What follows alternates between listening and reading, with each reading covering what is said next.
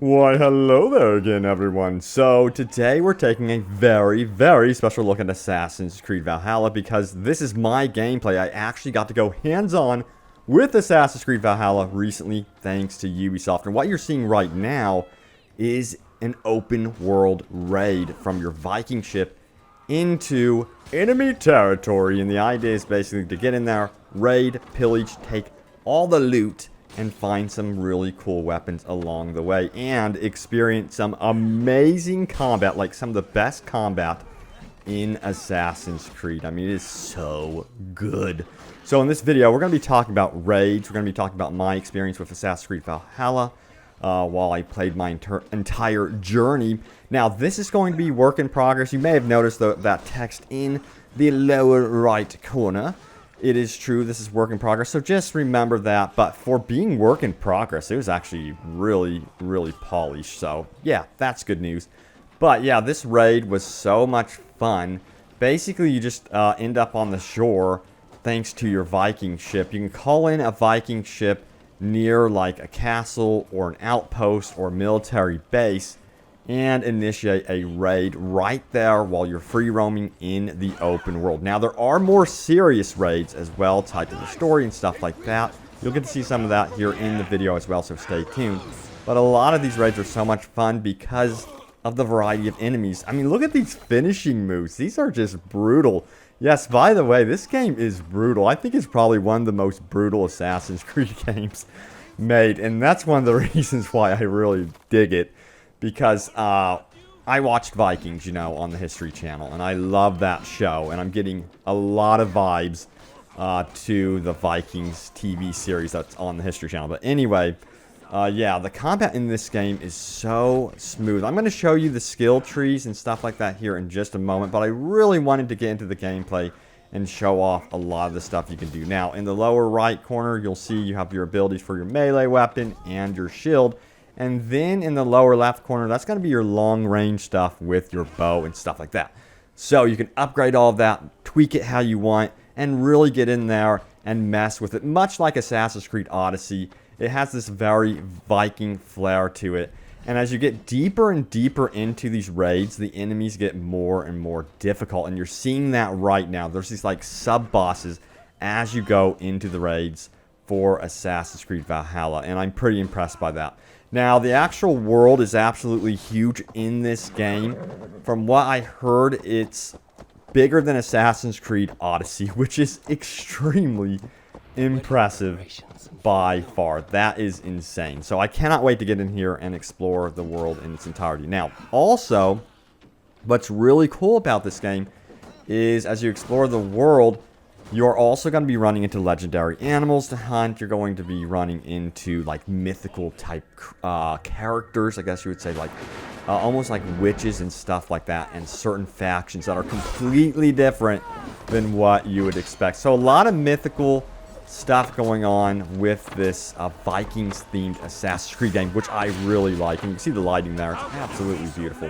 Now, a big part, again, about raiding is looting. And as you can see here, we just looted this treasure chest and got the spinning death. Now, this is a new weapon I obtained, and I will show you guys that in just a moment, but it's really cool and pretty badass. Now, here is some of the weapons that I was able to check out during my time with Assassin's Creed Valhalla. Again, I'm going to show you some of these badass weapons here, but I want to show you also some of the abilities.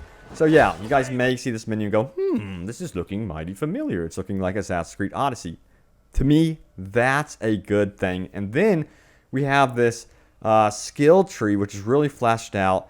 And you will be basically able to invest your skill points into 3 different tiers. Now, what's really cool about this game is you're going to have the Raven tier, Wolf tier, and then also, I think it's the Bear. What that does is it's tied to certain abilities, but also certain weapons. So certain weapons are actually color-coded based on these tiers. And if you invest in the actual tier, like say you want to be like, hey, I'm going to go after the wolf power.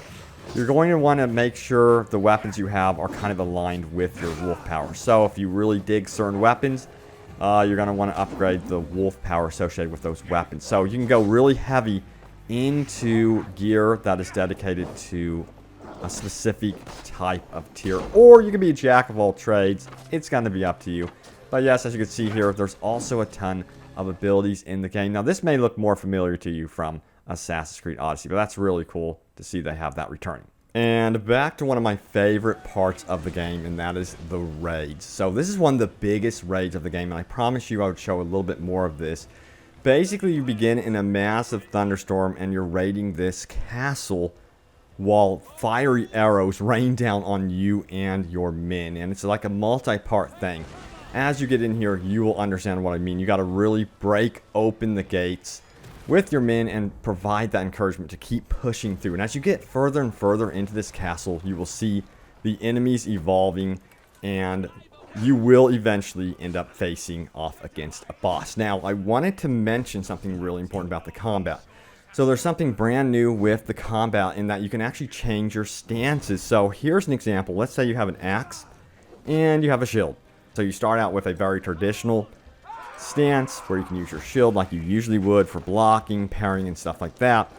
Then double tap A or double tap X, and then take the shield with your right hand and use it as a weapon more offensively, bashing people as you go.